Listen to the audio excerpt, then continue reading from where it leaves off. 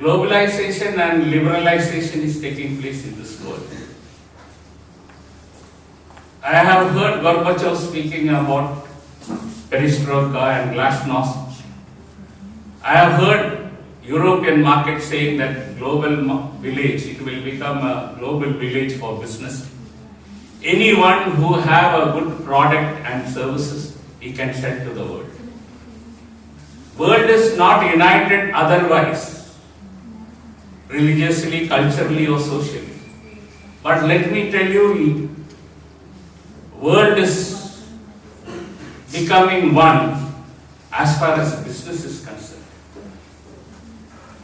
If you go deep into it, you will understand any person who wants to sell his product in China or anywhere in the world, we can do it, provided we have quality, we have transparency and accountability as far as the world trade regulations are concerned.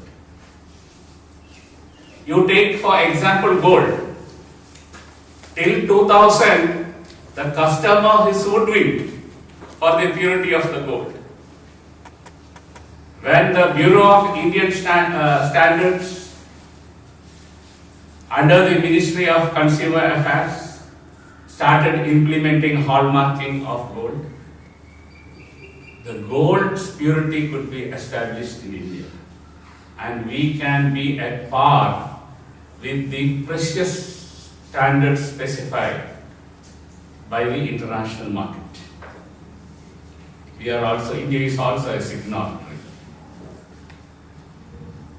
As a student, as a layman, because most of my taxes, I did not have much tax problems because of this young man and his brother-in-law, Suresh and Shali, because he gives me the right inputs, do and don'ts in my life. That is why I am looking very young at the age of 63 years. Don't be carried away my grey beard. I'm young at heart. What I find as a layman, three things I have found very useful for GST.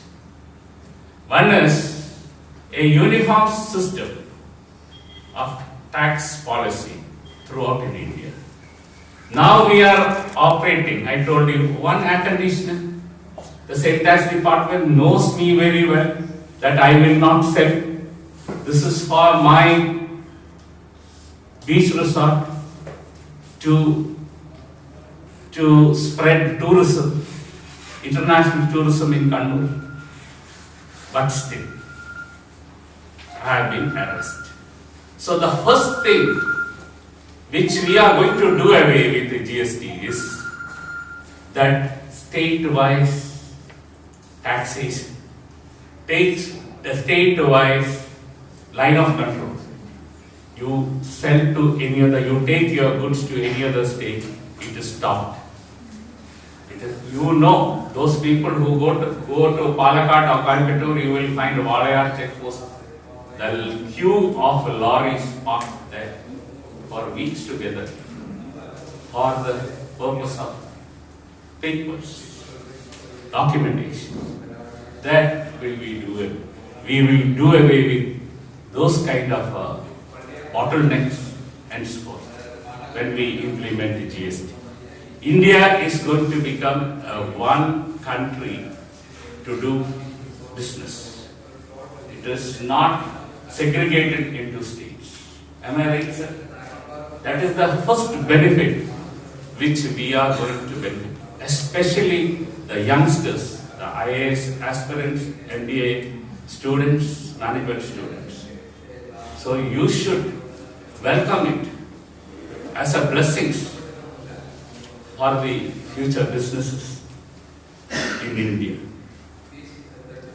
The second one is, I should say, international. We should look into the international scenario. What is the international scenario now? The world GDP is 3.3. the most developing country during my school days,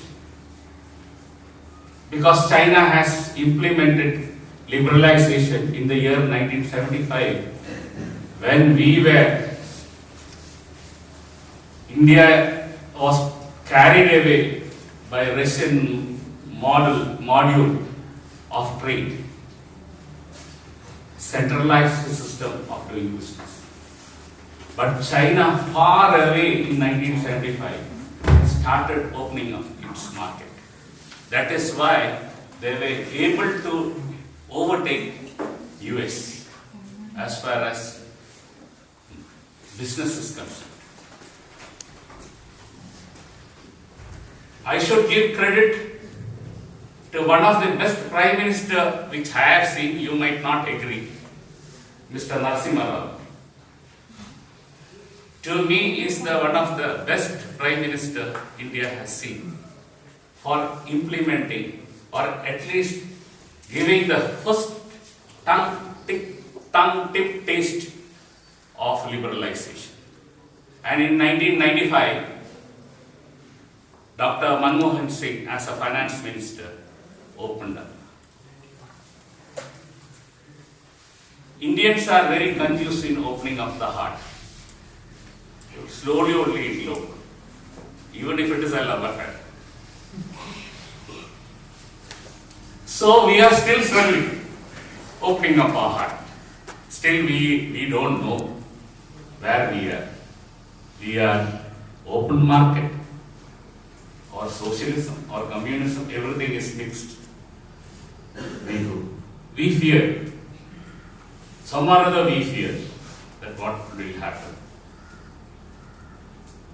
But luckily, China is struggling at 6.6 GDP and India is flourishing at 7.6. And IMF, if I am right, IMF and World Bank has told India's prospects of increasing the GDP is better off than China. Do you know what is the reason for it? One is the taxation policies which we are going to implement. And another is you young gentlemen or ladies. India's average rate demography is very young as far as the world is concerned. China got a lot of old people. 50% of Indian citizens are young. Why don't you give clap? Because it is concerned to you, not to me or them. You are going to benefit. By 2030, you people will be millionaires and billionaires sitting here, which I have struggled to become, still I have not achieved.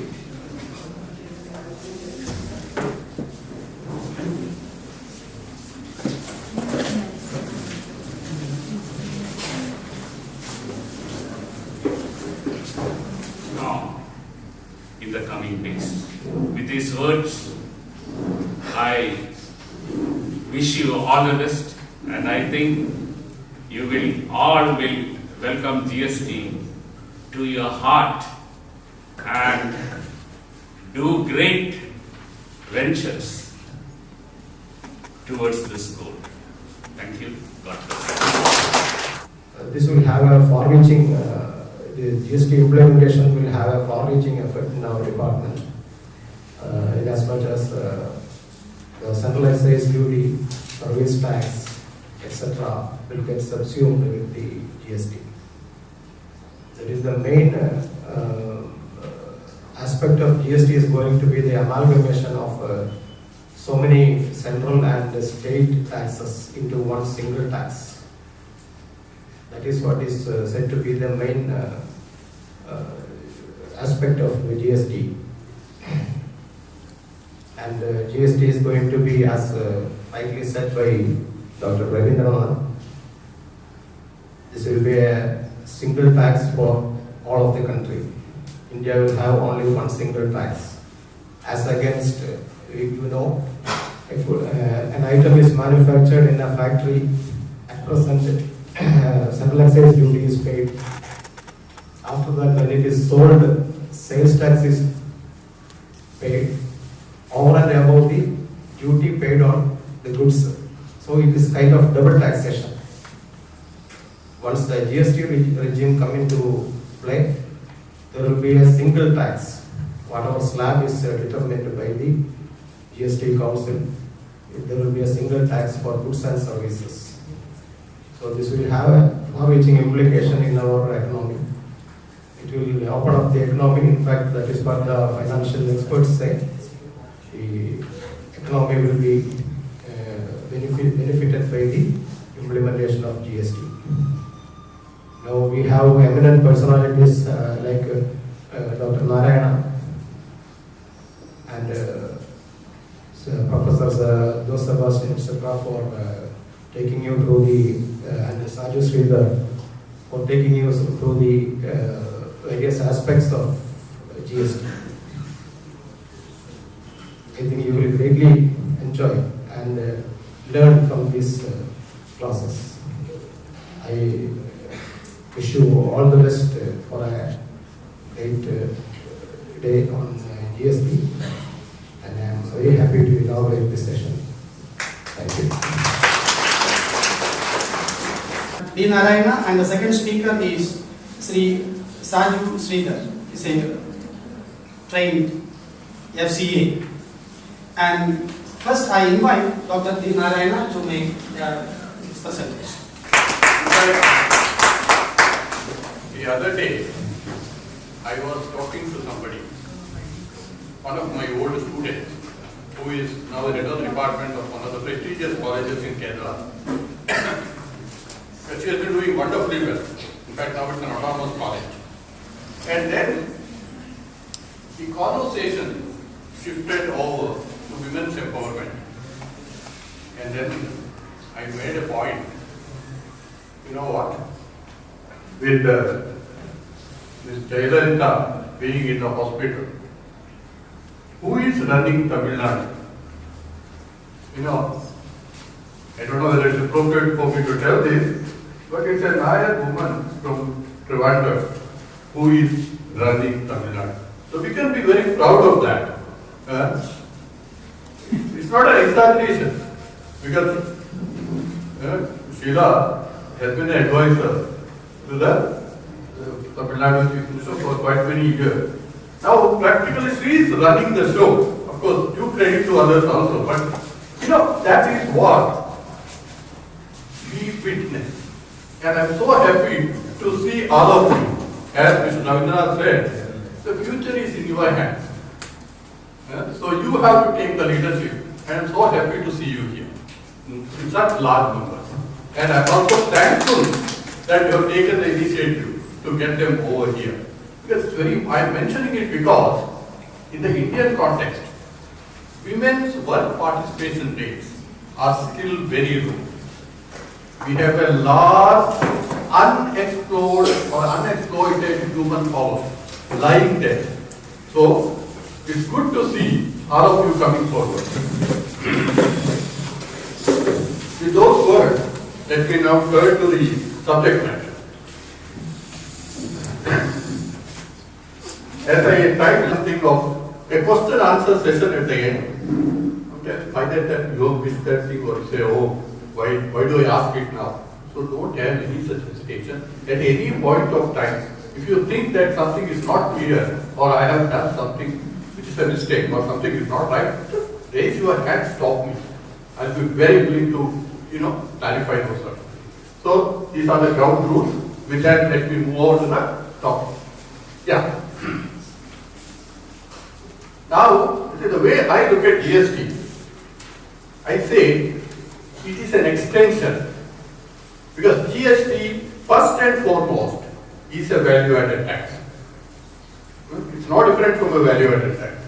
But in the Indian context, GST is an extension of value-added tax in two dimensions. One, currently it's much more fragmented. At the state level, you have a value-added tax, intra-state. At the central level, you have a value-added tax. Each state has that value-added tax.